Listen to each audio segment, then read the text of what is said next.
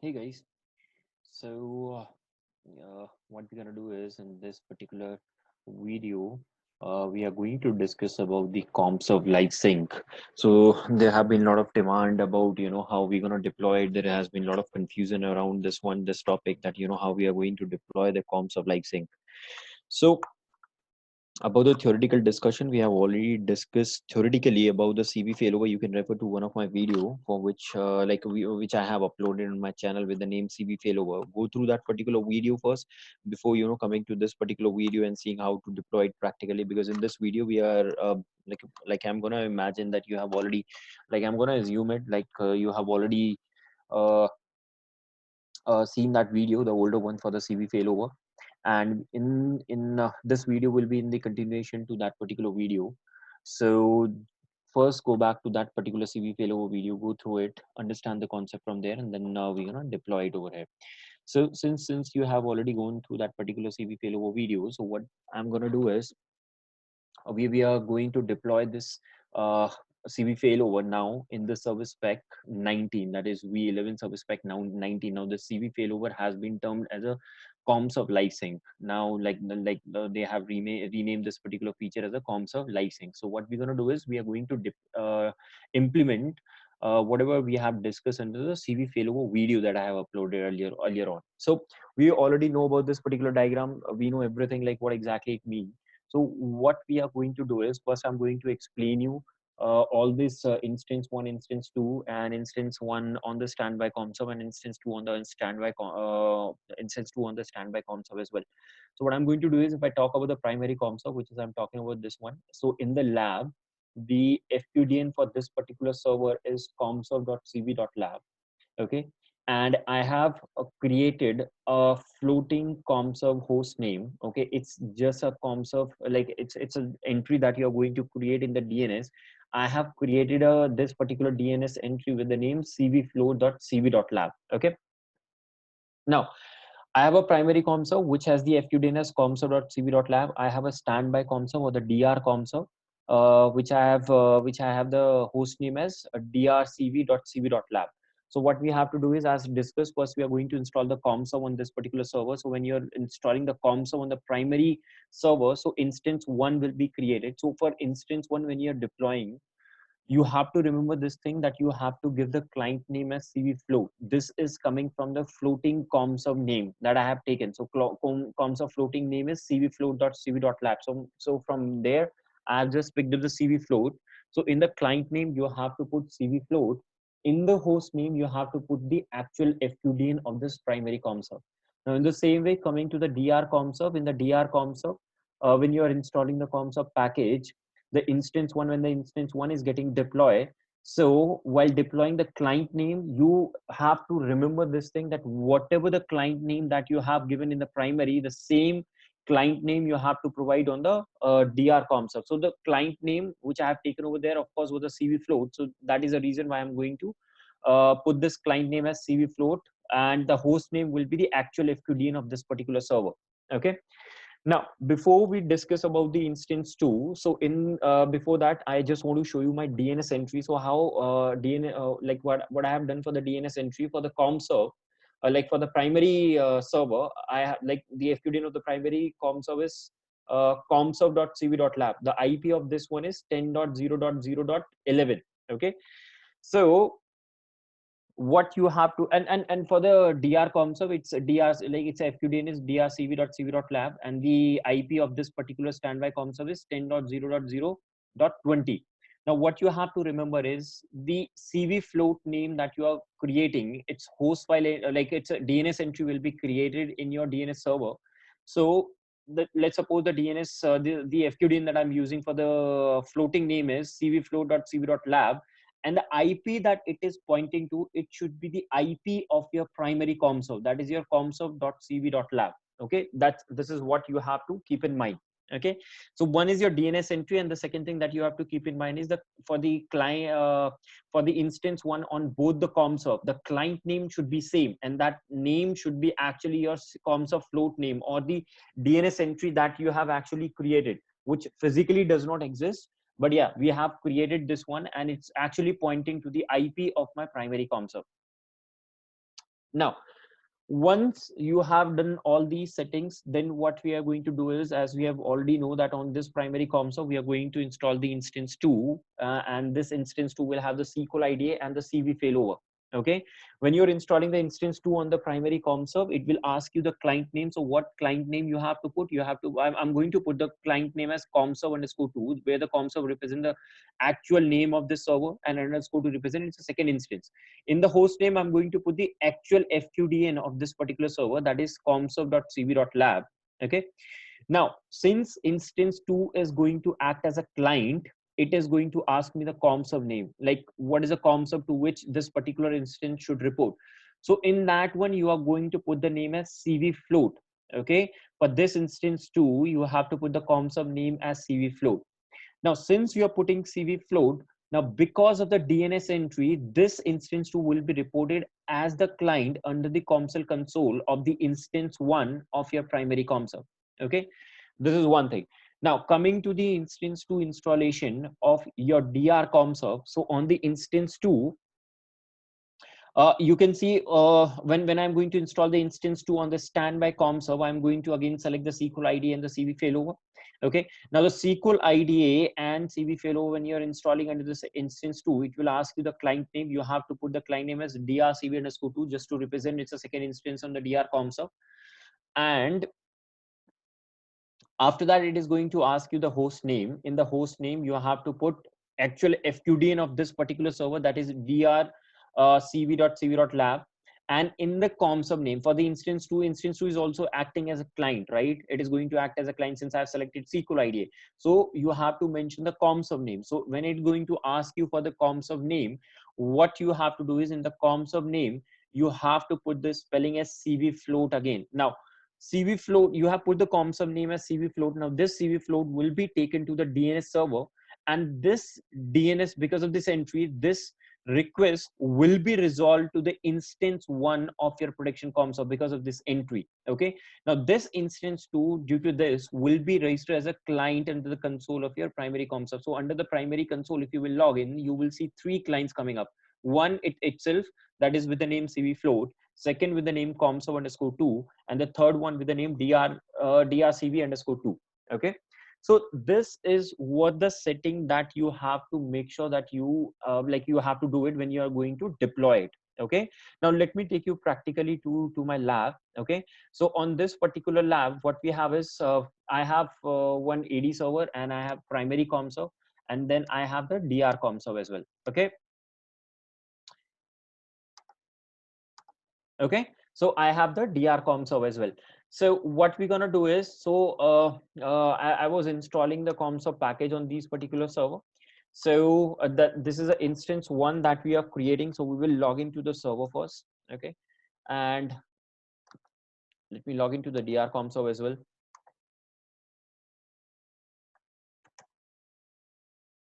Okay, so if I move back, right now we are on the primary ComServe. This is my primary ComServe. So as I have told you, on the primary ComServe, we have the FQDN. The host name is comserve.cv.lab. But when it's going to ask me the client name, I'm going to put the CVfloat, because this is what the floating name I'm using for the ComServe. Okay, so this is what I'm going to use, CVfloat, and I will just simply click on next and move further with the installation on the primary ComServe. Right now I'm installing the instance 1. Remember that that's my ComServe. Okay, now I will go to the DR ComServe. On the DR ComServe also, I'm installing my first instance, that is instance 001. And as per we have already discussed, I will select the client name as CVfloat, and in the host name, I'm going to put as a drcv.cv.lab, which is the actual FQDN. Now, since I'm putting the CVfloat, this is a client name. Commvault is not going to use it for any of the communication, right? It is not going to take this request. Since I'm putting in the client name, it is not going to put this request on the DNS server. So the instance, in short, the instance 2, the instance 1 that is going to create over here, it's an independent ComServe console as of now. Okay, which has the client name, like which you will have the ComServe name as a CVfloat, or the client name I'm putting as a CVfloat, and in the host name I'm actually putting its actual FQDN, that is drcv.cv.lab. So that's what you have to do it under the instance 1, as I have already told you under the slide. So I will just move with the move further with the installation. So I have just initiated the installation on the for the instance 1. I'll go back to the primary ComServe. It's a fresh installation. I will say create new database. I will click on next. Once you click on next, it's going to perform the few installation, and it might take a little more time. Okay, and on the DR Commserve as well, I will select create new database, and I will just simply click on next, and we can move forward with the installation. Now these two installation will take little time on the Commserve and the DR Commserve. It's going to move forward. So what we're going to do is we are going to come back once this installation is in the next phase, where once the installation get complete, we'll come back over there and we will log into we will create the instance 2 on both the servers, and then we will see. Okay, now meanwhile let me show you the my DNS server entry that I have done on my AD server. So I will just log in onto this one and will show you what entries I have done. Okay, though I have already told you under the slides, but let me show you over here. I'll log in into the services. We'll go to the DNS console and we'll show you. Just taking a little time. We'll wait for this one to show up.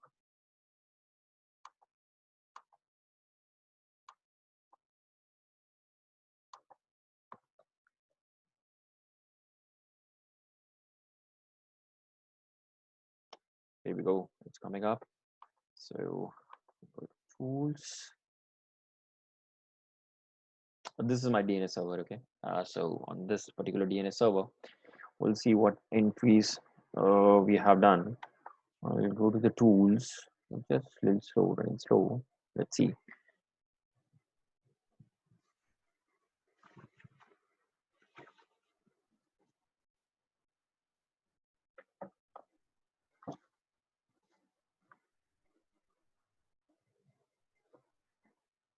Still coming up. It's still taking time. We'll go to the DNS.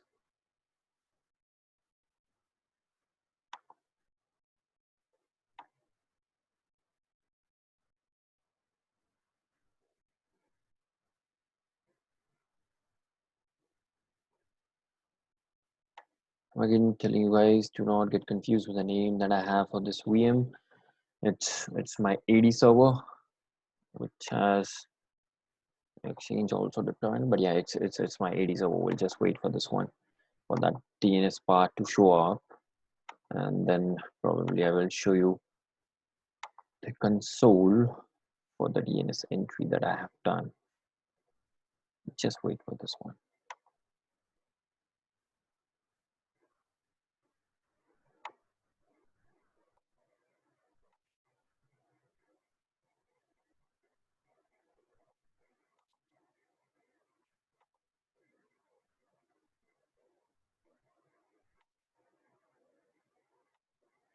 We'll just wait for the DNS server to show up. Meanwhile, just moving to the installation for the primary Commserve. It has reached creating cache, creating template database, and everything. It's on progress right now. Coming back to the AD server, I'm just trying to access the DNS entries. It's just taking a little time. I don't know why. We'll just wait. Okay, it shows up over here. We go to the forward lookup zone. If I go to the CV lab, I am talking about these entries which you are looking at. This one is Commserve, which has the entry 10.0.0.11, and then the CVflow, I was doing some changes. I was doing some testing. I will just update this entry back to the primary Commserve IP.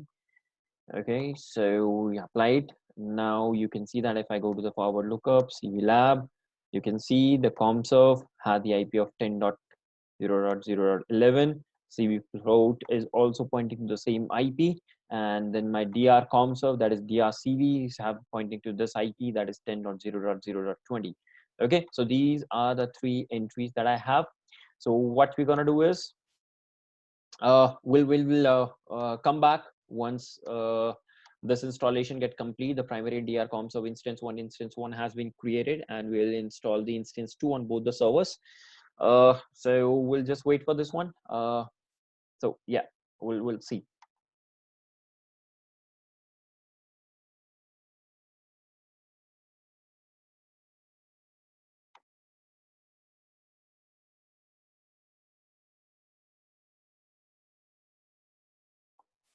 So guys, we are back.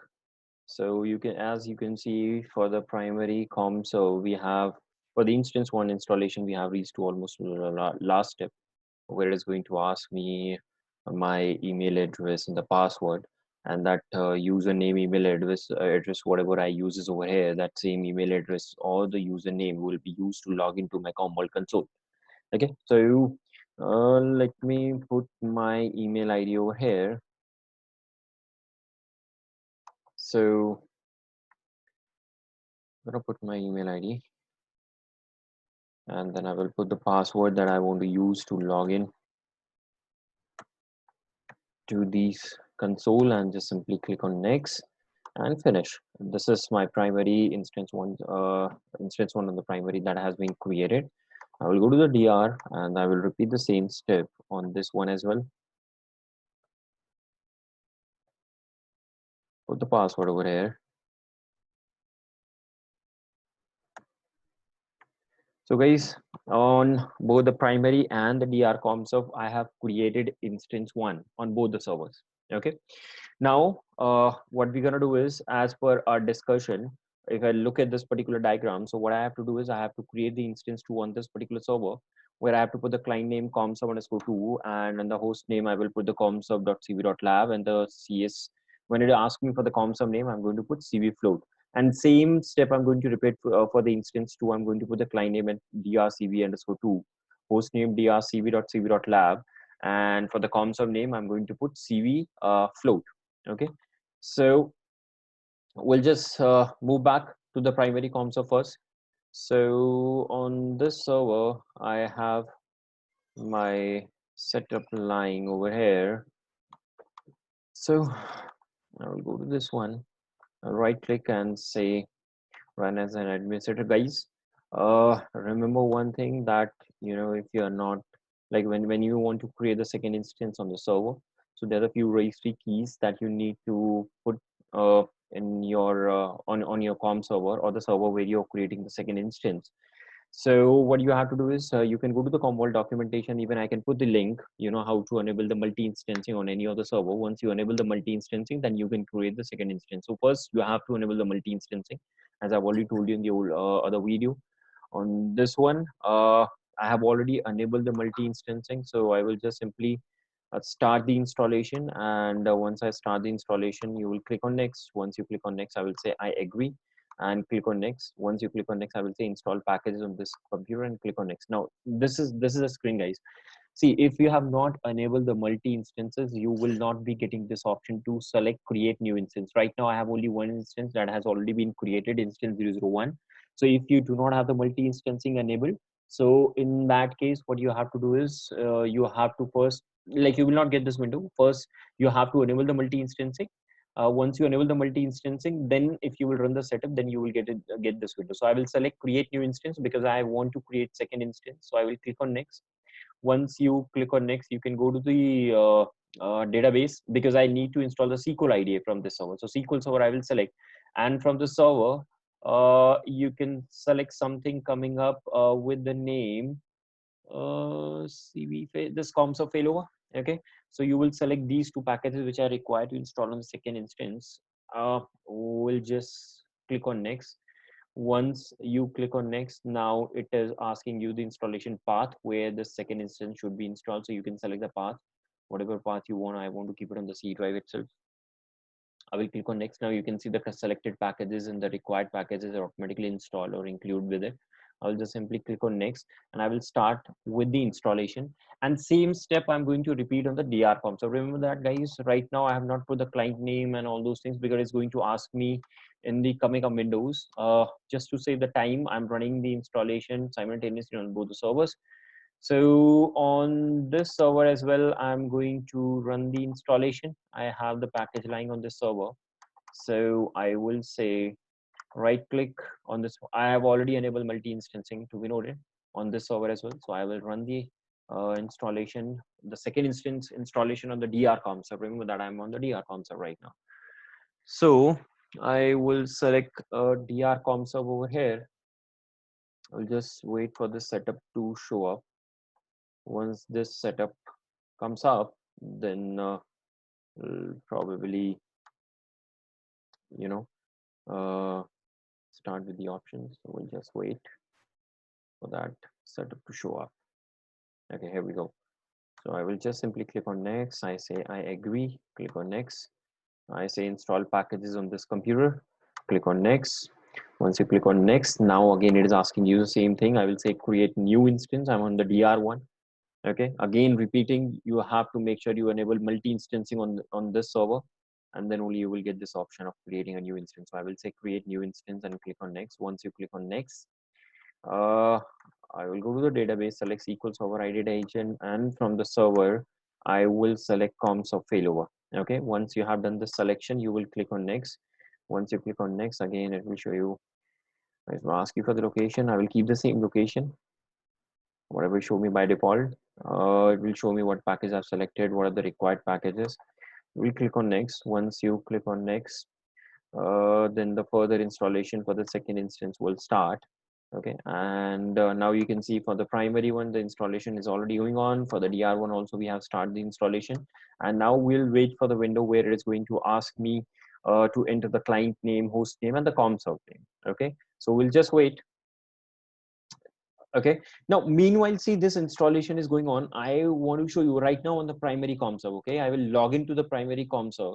Like I will go to the Commsol console of the primary Commserve. This is a Commsol console which has been installed. If I go to the Commsol console, okay, I will log into the Commsol console and try to see that before this client get registered, I want to show you that there will be only one client, but after that, on the primary one, DR1, once I create both the instances under the primary console, I will be able to see all the three clients: the first instance of the primary Commserve, the second instance of the primary Commserve, and the second instance of the DR Commserve. Okay, so I think the installation is running. That is the reason why it is not going to show me as of now the console. Yeah. Okay, no problem. We'll wait for this one. We'll enter the client name and everything, and after that, we'll log into the primary Commserve console. Okay, and I will show you the DR Commserve console as well. We'll see there will be no client in the DR Commserve console where we have the whereas in the primary Commserve console, we'll be able to see the all the clients getting registered. So we'll just wait. We'll come back. Like we'll start once it asks me for the client name and everything.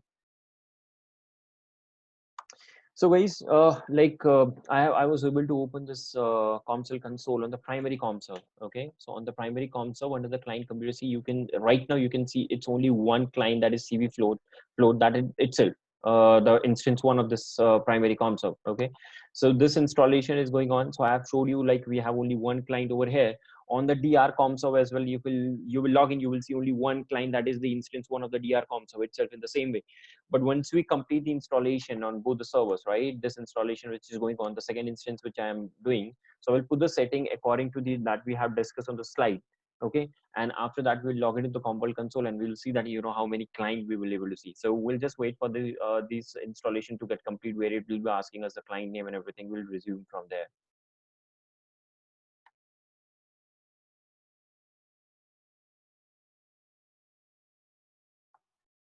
So guys, on the primary Commserve, for the right now we are doing the instance 2 installation. Okay, so for the instance 2, in the client name, I'm going to put just _2 as discussed on the slides. Okay, that we are going to put the instance 2 name, we are going to put as a Commserve_2, where the Commserve will represent the name of the server, where _2 represents the second instance on the server. In the host name, I have to put the actual FQDN of the server, that is commserve.cv.lab, and I will simply click on next. Now it is asking me something about the Commserve host name. Okay, so what I will put is over here, I'm going to put the ID, IP, the host name as CVfloat. I'm going to put CVfloat, nothing else. Okay, I'm not going to put Commserve, I'm not going to put drcv something. Okay, the floating name that we have been using, this CVfloat should automatically resolve. Okay, should automatically resolve to my primary Commserve because of the DNS entry. So remember that any installation that you're going to perform in your environment, you're going to use the CV floating name. That would be easy for us. We are not going to, in that case, we are not required to do the name management in the later part when the failover will happen. Okay, so that is a reason, that is the main reason why we are using the CV float name, like the Commserve floating name that we are using. So the floating name that I have is CV float. So I'm just going to put this simple entry and click on next on the primary Commserve. So once you click on next, is asking you for the username and password to log into the Commvault console, just to verify that you are authorized user to perform the installation. So I will put the username and password for the Commvault console on the primary console I'm talking about. Remember that, because CV float resolved to the primary console. Okay, so you do that and just simply click on next. Once you click on next, it is going to getting the client configuration from the console. It will try to register over there. Guys, again repeating, remember that we are installing instance 2 on the primary console as of now. Okay, we'll go to the DR console. We'll see the same options coming up over there, but what information we need to put over there we'll see. But right now we are on the primary console instance 2 installation. We have given the client name, host name as per the discussion. Now see, you can see that the installation got successful, services was starting. It's waiting for the registration status from the Commserve. So we'll just wait for this particular step to get complete.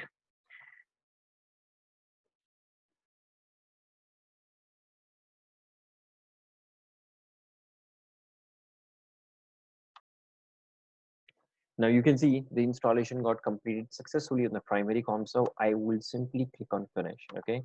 Now I will go to the Commvault console on this particular server. If I go to the Commvault console on the primary console, I should be able to see two clients under the primary console. Remember that one with the name CVflow, that console itself, and then the client with the name console underscore 2 representing the second instance of my primary console. So I will just log into the Commvault console to verify the same. Okay, so we'll just wait.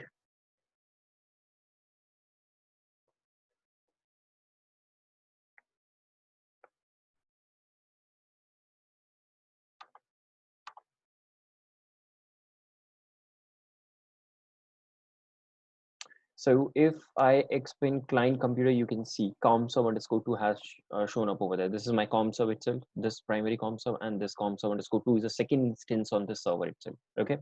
Now this is about the primary ComServe. Now I will go to the DR ComServe. This is the second instance that we are configuring on the DR ComServe. Now refer back to the slide that we have discussed initially in the beginning of this video. So we decided that the client name that we are going to put for the second instance is a drcv underscore 2, just representing the second instance. The underscore 2 represents second instance of the server. Host name we are going to put the same, whatever the fqdn of the server is, and we'll just click on next. Now on this one we are going to put again the same ComServe name. I told you, what any installation you're doing, you're going to use a floating ComServe name. So I will put CV float. Simple. I am going to use it, the CV float, as a ComServe host name. It should report to the CV float. Now remember that it is, since it's a DR ComServe instance, one is already there. This is also acting as a ComServe, but this client, this second instance will still get registered as a client under the primary ComServe. Okay, the reason because of the DNS entry. So I will just use CV float as if now in the host name, and we'll just click on next. It will ask me for the username. You have to put the username and password for the console of your primary ComServe. Remember that. I'm going to register because I'm registering this instance 2 under the primary ComServe. Okay, so I will put the password for the same.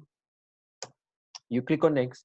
Now it will say it's getting client configuration from console. Once it get it, let's try to start the services, and then will it try to get the status. So now it's checking client installation requirement from the console.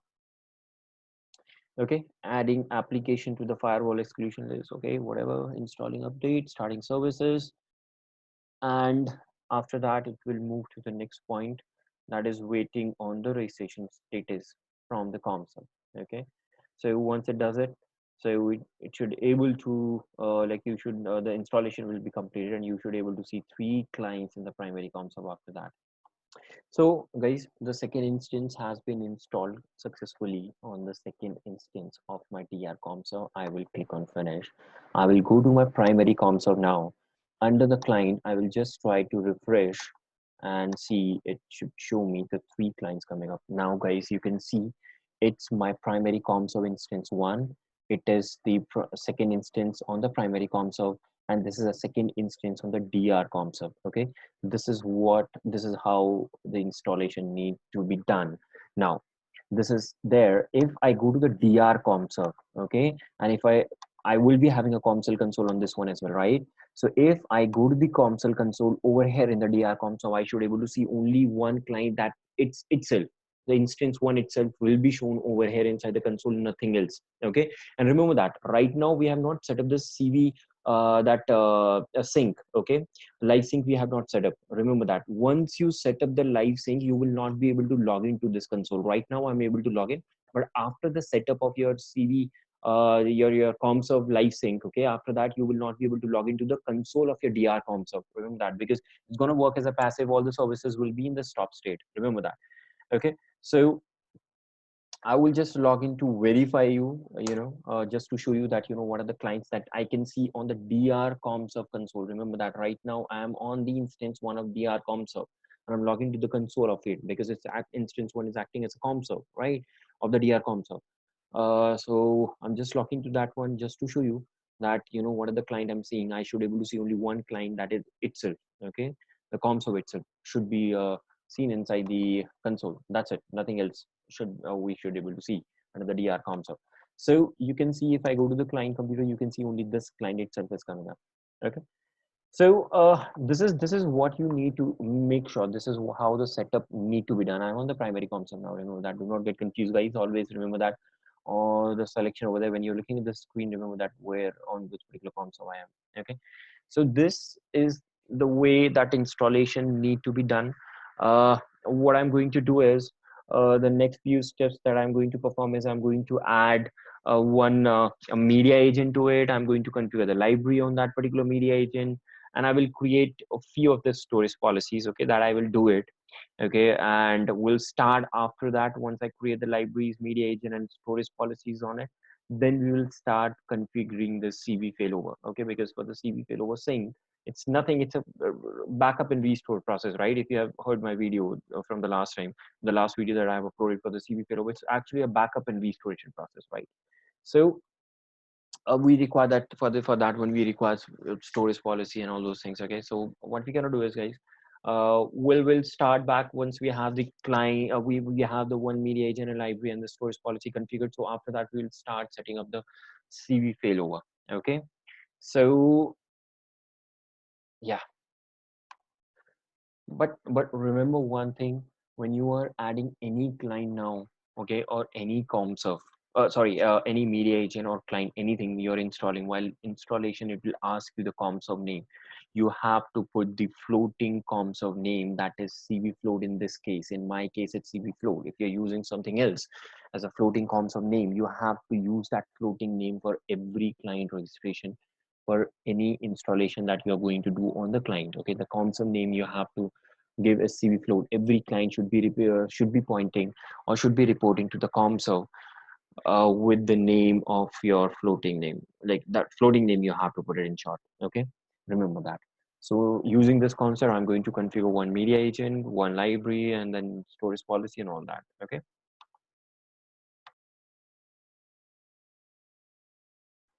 So guys,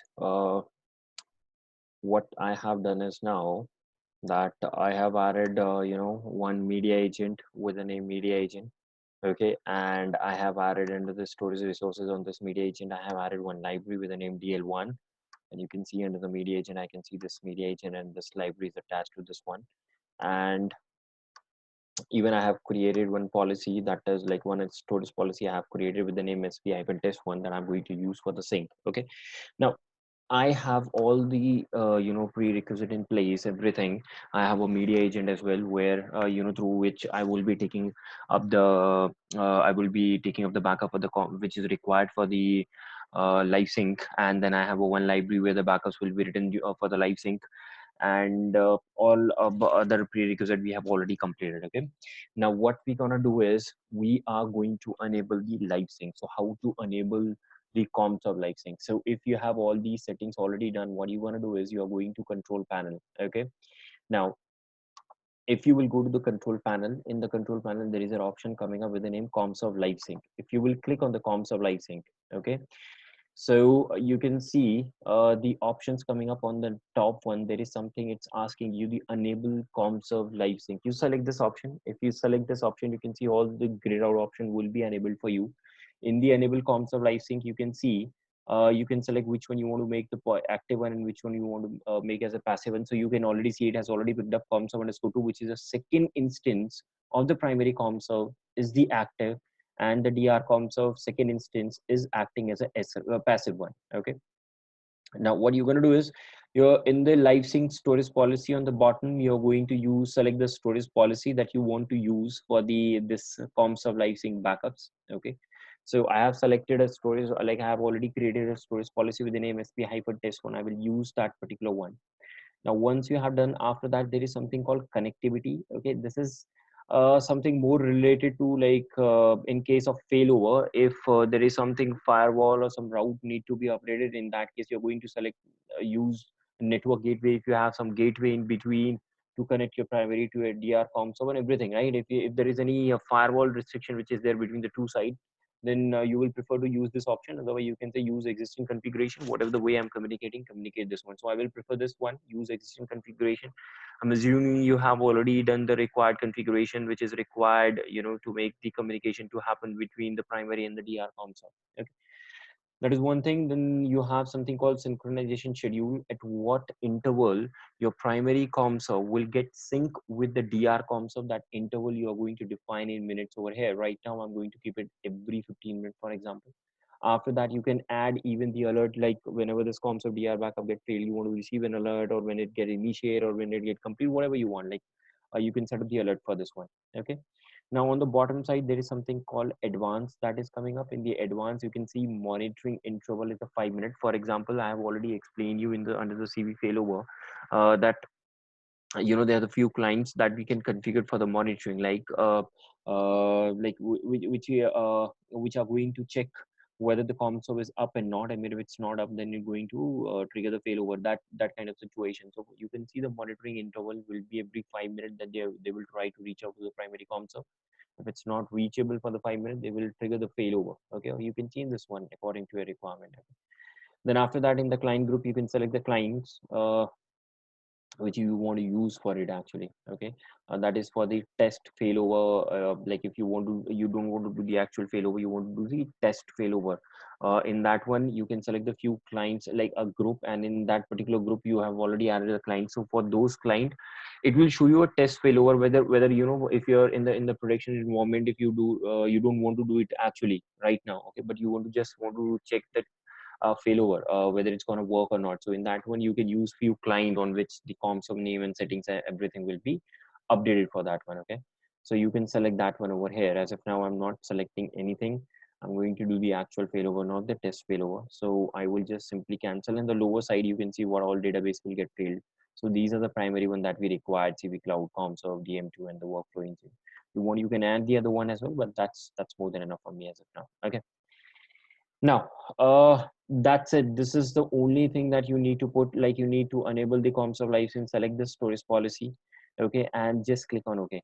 Once you click on OK, it say confirm connectivity settings were verified before saving the settings, and I have already verified them. I will just simply click on OK. I said, okay, I verify the same. Okay, I don't have any problem. I just want to go with the same one. So I will again click on OK. Once you click on OK, you can see this one is happening. Now see, this is setting up the Commserve live sync. It is going to create all the required setting in the configuration in the background. It is going to create the schedule policy. It is going to create your backup and restore process and everything. Okay. Now remember that once this has been done, this live sync gets set up, your Commserve services on the dr Commserve of the instance one that I can say will be stopped automatically. Remember that you cannot turn them or like you do not try to turn them manually on. Okay, so that I will tell you, like how this is we gonna do it in the case of failover. Right now, once this one setup is done, one just waiting for this one to went off, and once the setup is done, then we will trigger the failover, like sync. We are going to trigger the sync, and then we will trigger the failover. So this went off. If I again click on the Commserve live sync, you can see everything has been, like whatever you selected, it's still visible to you. So I will just close this one. So CV Commserve live sync has been set up. Okay, and if I just to verify, if I go to the Commserve and let's go to client. Okay, and if I go to the SQL ID on ID on this particular server, select the instance that I have on this particular server, the SQL instance. which has automatically been detected. If I select this one, you can see one sub client will be coming up with the name CVfailover log shipping. Okay, it has been system created. Okay, now we are done with the setup. Just to verify you, okay, just to verify the situation over here, what I'm going to do is we are going to move to the DR Commserve. Okay, let me log into the DR Commserve again.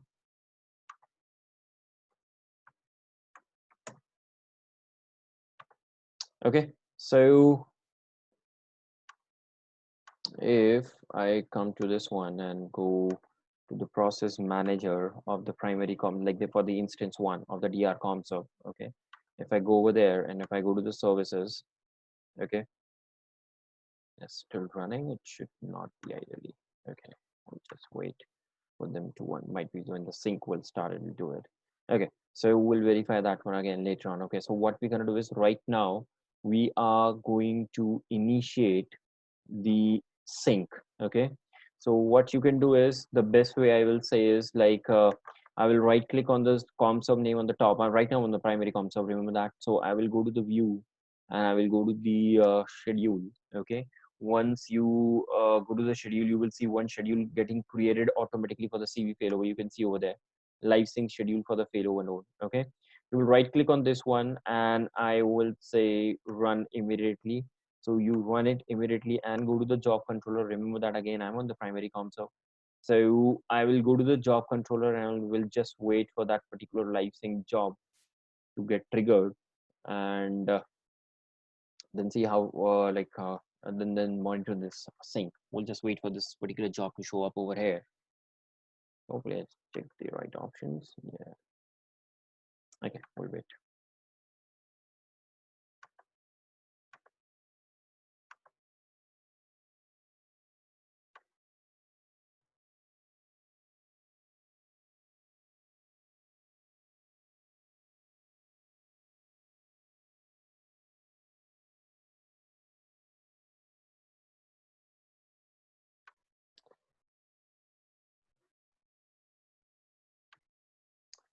So guys, you can see the replication job getting triggered. You can see the job ID is actually the change one from the last one that we have just now on the last screen. Okay, so I was facing some problem in that one. I was seeing some error that there is nothing to restore. So what I did is I just manually triggered the backup for this particular one, this instance one, and perform the manual full restoration on that particular instance two of that particular DR ComServe. Okay, and after that I triggered the replication. So it's working fine as of now. Okay, so once this particular one, so like even if you faces that issue, so you can try to run the full backup, manually perform the restoration on the DR second instance, and then after that trigger the replication. That will help. So that is something very common error that you can see for the SQL restoration. So yeah, our replication got successfully completed. That means my primary ComServe database has been synced with the DR ComServe, okay, using the instance 2 on both the servers. Okay, so what I will do is we'll go back to the DR ComServe. Okay, so what we're gonna do is 1 minute, guys. I open is I need to open. Okay, so on the DR ComServe, okay, if I go to the process manager now of the instance one, remember that, guys, DR ComServe instance one. If I go to the services, you can see all the services are down now. Okay, and you will not try to turn them up manually. Okay, so and now if I go to the process manager of the second instance on this server, okay, so if I go to the process manager, this is for the instance 2, you can see the client name, and on this one there is a tab coming up with the name Failover, and over here you can even see monitor the node name, which is a production one, which is a passive node. What was the last time that you have seen? You can check the same thing uh, from the primary ComServe as well. So if I go to the process manager of the primary ComServe, the second process manager of like the second instance process manager, so you can see the failover tab. You can see what is the last time it has been synced on the second on the passive node. Okay, So now what we're going to do is we have set up everything. We have the replication in place. This replication is going to run every 15 minutes as per the schedule that we have put right now. If you want to trigger it manually, that also have shown to you. Now what we're going to do is we are going to do the actual failover. Now in the actual failover, what will happen? In the actual failover, we will turn off the services, okay, of the primary Commserve, and we will turn off the services of like for both the instances, for the instance 1 and instance 2 on the primary Commserve. Okay, so I'm closing the console as of now. Okay, what you can see is, like, you can see the configurations over here, all the I have a media agent and everything. You can see the libraries that I have created over here. You can remember all these things. Now I have created these storage policies and everything. So for this particular media agent, even like I have run a manual backup for this particular default subclient. If I say go to the backup history, I can see one backup job will be there. So I will just click on OK. You will be able to see one backup job that I run for this particular subclient with the job ID 5. It got successfully. So all these things, information, we will be able to see on the DR console when the failovers happen. Okay, and then of course, not even this one, we will be able to run the new backup from using that second console, the DR console. So right now on the primary console, what I'm going to do is I'm going to stop the services for both the process manager, like both the instances, instance one and instance two. So if I go to the process manager of instance one, I will go to the services, I will say all services, and I will say stop. Okay, and once you stop this one, let this services start getting stopped. Okay, and I will, meanwhile, I will open the second process manager to stop the services of second instance. Okay, it's coming up now, it's there. I will go to the services and I will stop the services for this one as well. Okay, now what we're going to do is we are going to perform the manual failover, as if like my production console has been is gone now. Now I want to make sure that my DR console failover happens, so I'm going to perform a manual failover as of now. Okay, so we'll just wait for all these services. We lost a connection to the console, of course. I don't want to reconnect.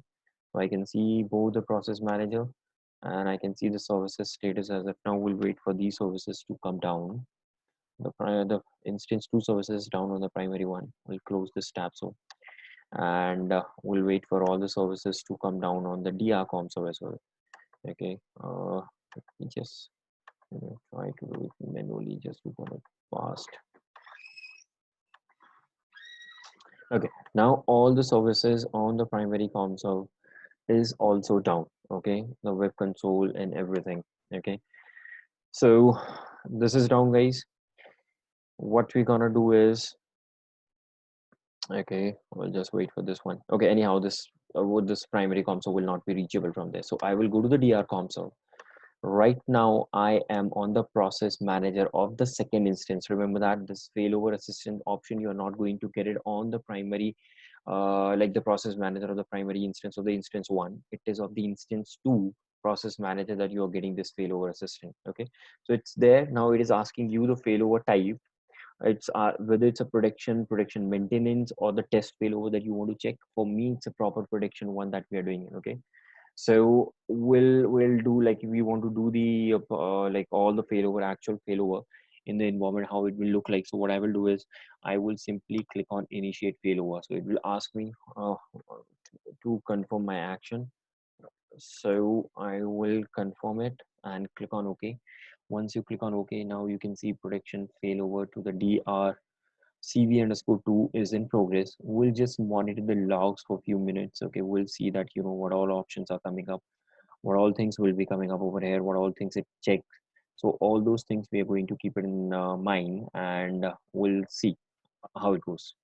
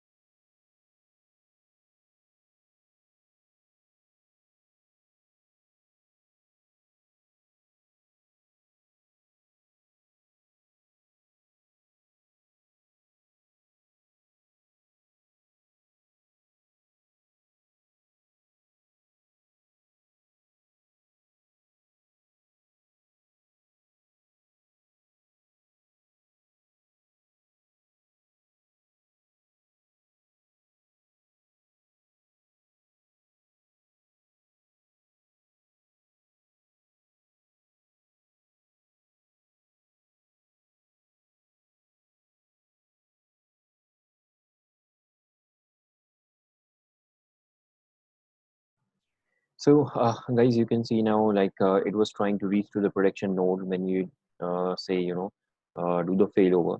So, since we have turned off the services, so it says production node is currently down. Do you want to proceed anyway? So I will say, of course, yes. So I have just click on yes, and then it will move further.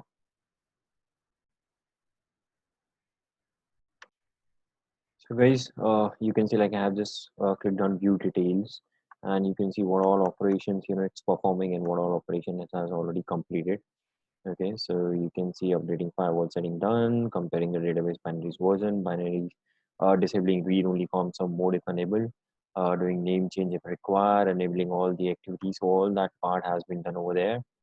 Enabling DDB resync and all that, deleting old live sync schedules, enabling and starting all the services on my DR instance one COMServe. So once it able to start the services, so we should able to log into the COMServe console and everything will be done. So we'll just wait for this one to get complete.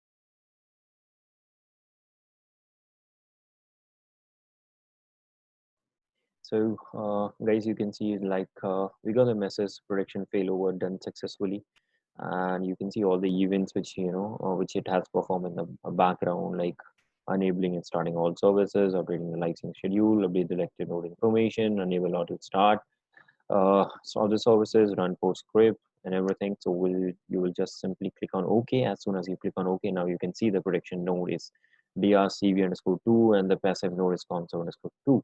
Okay, so I will just close this process manager. Okay, once you close this passive this process manager, I will go to the Commvault console. Now sorry, first we will go to the process manager of the instance one, just to show you that services should be running on this one now. So for the DR Commserve instance one, now the services are running great. So what we're gonna do is we're gonna move to the console console. I should log into the console console. I should able to see all the things that we have done. We should able to see all the backup jobs that we have run. Even if we want to run a new backup, even the new backup should be coming out. Nothing new. You know, let's see how it goes. What if we try to run the backup, what will happen? So I will just simply click on OK. Once you click on OK, send login request. Please wait. We'll wait for this one to get login.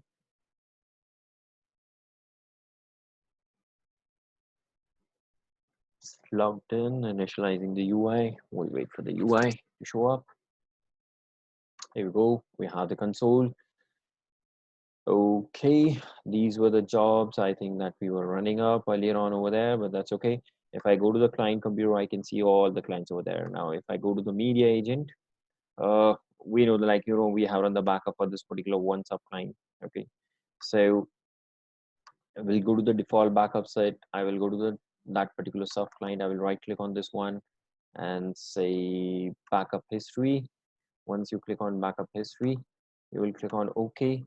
Once you click on OK, I will be able to see a job. Yes, job ID 5. So like everything will be coming up over here. Whatever was there on the primary one. So libraries, you can go. I should be able to see the DL1. If I go to the policies, I should be able to see the storage policies as well and everything. Okay. Now what I'm going to do is I'm going to run the backup for one of the supply now. Let me go to the job controller. Let me kill all the pending job that I have.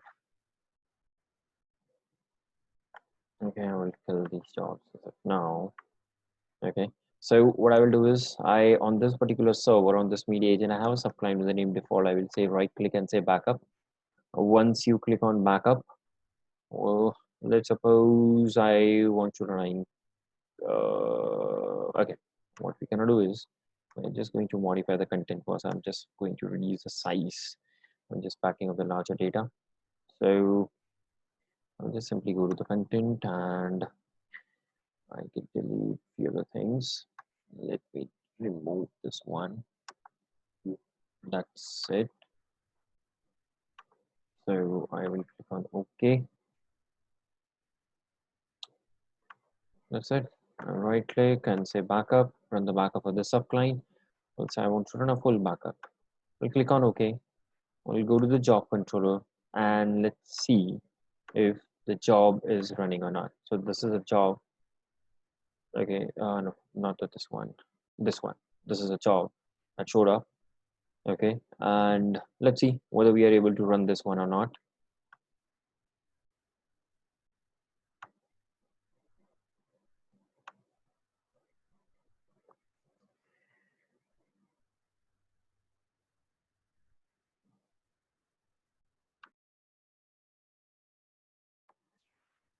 So guys, I have like initiated, as you know, like we have already initiated the job for this particular media agent and still running even after 2 3 4 minutes, like if I have not got any progress.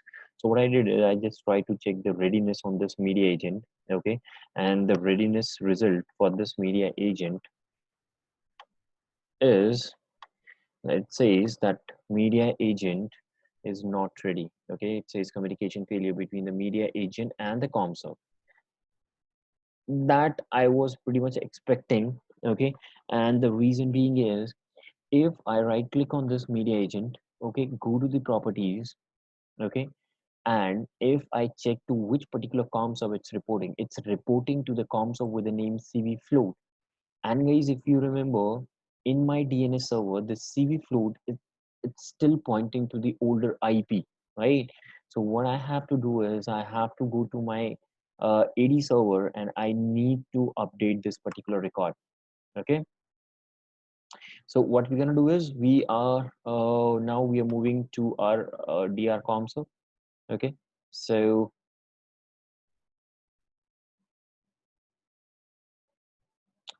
sorry, we are going to the AD server. Okay. So I will just update the entries over there manually. I will just simply say on this particular server CV float, you can see it's pointing to the older com server. Now my com server is .20. So I will just open this one and just update the entries on this one and say okay, and that's it. If I go to my DR ComServe this time, and now if I try to run the all task and say check readiness for this media agent, so let's see where it resolve it shows the client ready or not. So guys, we have changed the AD entry. So what I will do is I will right click on this media agent and I will say all task and say check readiness. Once you click on the check readiness, this time the media agent should be coming up ready. Earlier on it was showing no ready, not ready. But you can see the media agent is ready. It's just the client is not ready because my DDB store is under the maintenance. Like I removed the media agent and that DDB, I corrupted my DDB, ending up corrupting my DDB, but that's okay. That's gonna recover. That's something else. Okay. So now you can see media agent is ready as soon as I change the ComServe name. Now all the backups, should be running fine. But again, remember that, whenever I'm again repeating the one thing, that whenever you're going to, configure the clients, in that case, always mention the ComServe name as a CV float. In that case, you're just saving your lot of time, just updating the ComServe host name on each and every client. So that time will be saved for you if you're using the CV float concept, the floating name concept. Okay. So guys, and that's it from my side. This is how your CV failover gonna work. Once the ComServe come back, your primary ComServe is up. You can, in the same way, from the primary ComServe, go to the second instance and trigger the failover again. Okay, so again the process will be followed. So this is how this one practically you're gonna implement the CV failover. Okay, so thank you guys. Thank you for your patience. Thank you.